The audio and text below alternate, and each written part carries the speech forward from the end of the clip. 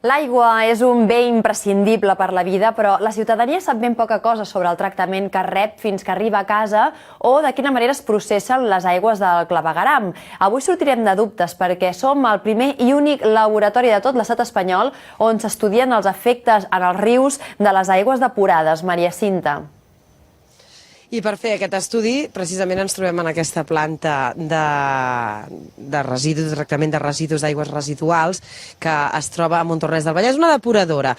Què es fa amb l'aigua depurada? Les aigües depurades, les aigües que primer surten del clavegueram, van a depurar-se i després el 80-90% van a parar a rius i a rieres. La resta, com que estem a costes, doncs llavors van a parar al mar, no? Seria així, eh? Aproximadament, no és que sigui una cosa exacta ara. Hauríem d'explicar molt clarament en què consisteix aquest estudi i llavors també per què serviria. Mira, aquest estudi primer s'ha de contextualitzar amb un projecte europeu, que aquest projecte europeu que estudia és el paper que tenen els sistemes fluvials amb la seva capacitat autodepuradora. Està clar que les aigües que procedeixen de les depuradores no ho fan tot, no deixen l'aigua completament neta perquè sigui a punt per beure, sinó que s'haurien de tractar encara més a fons. I això té un cost cada vegada més elevat. Hem de pensar que els sistemes naturals, els rius, en aquest cas, i les rieres, fan aquesta feina.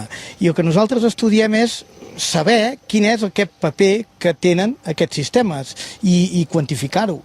I d'aquí ve que nosaltres, dins en aquest marc europeu, hem muntat aquesta plataforma experimental per avaluar, ara, això sí, determinats factors i actors, en aquest cas plantes i microorganismes que estan en el sediment, que fan precisament aquesta feina.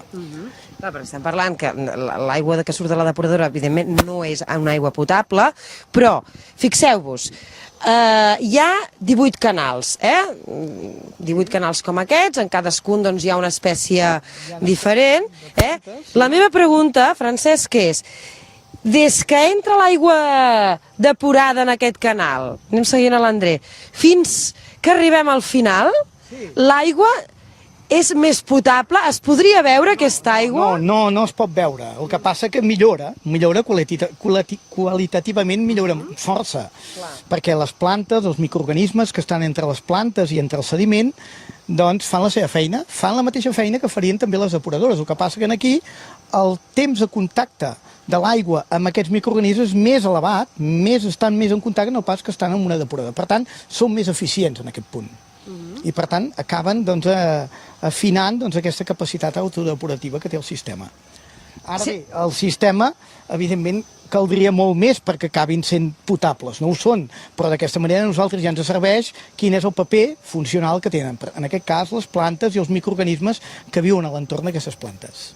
Clar, perquè, bé, sí que és veritat que porteu relativament poc temps, a mitjans de desembre, que es va obrir aquest projecte, vull dir que no sé si teniu massa resultats per poder treure alguna conclusió.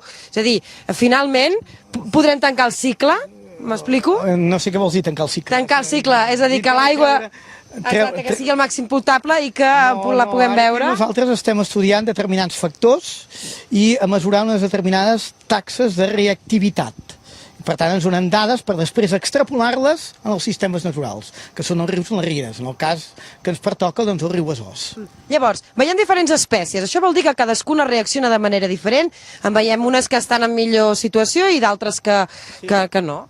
Sí, aquí tenim 5 espècies diferents, cada una té unes característiques diferents. Unes són més bones, des del punt de vista de capturar aquests elements i d'aquesta manera depurar molt més bé l'aigua, i altres potser no tant, però això és el que es tracta d'estudiar.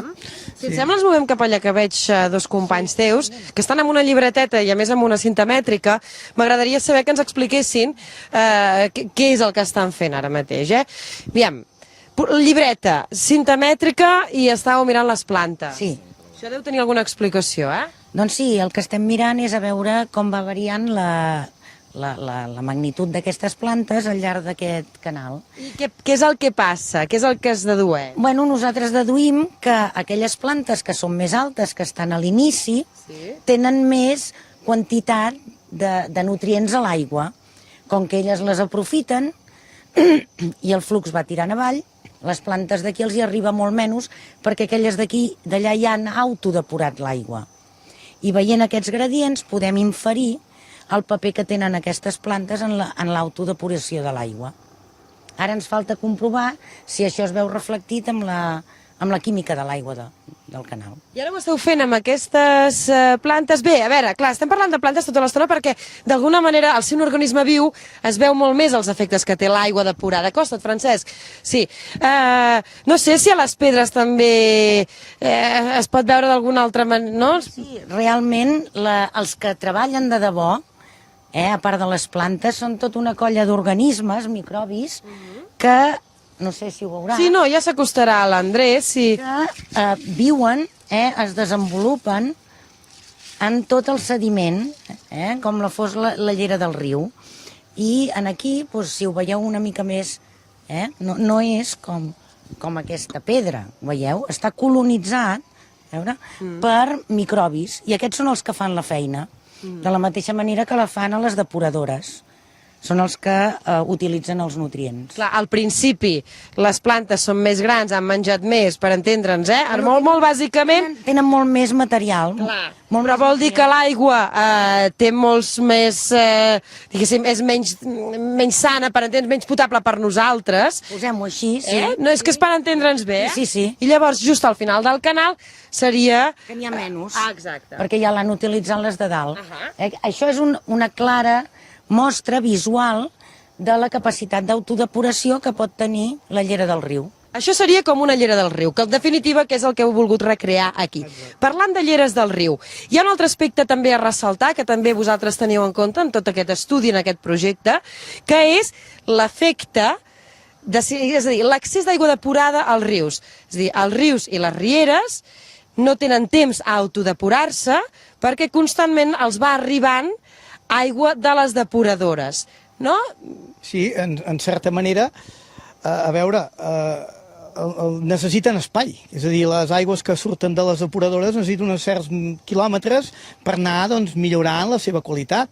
Però si al cap de pocs quilòmetres entra una altra depuradora, doncs la va saturant en aquesta riera.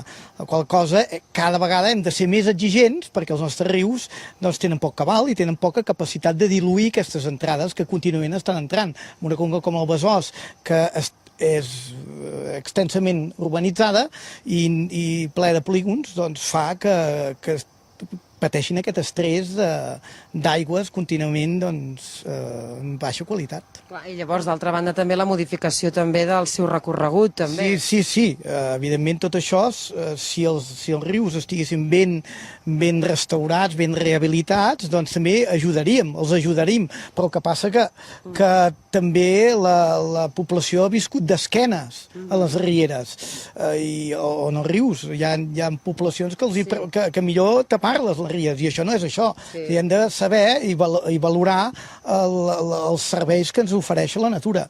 En aquest cas, això és el que estem treballant. Doncs moltes gràcies, en parlarem d'aquí un temps, ja quan hàgiu tingut ja tots els resultats, almenys que ens hagi quedat molt clar, que sapiguem que els rius també s'autodepuren i que hem d'ajudar a aquesta autodepuració per millorar la qualitat ambiental. Moltíssimes gràcies. A vosaltres.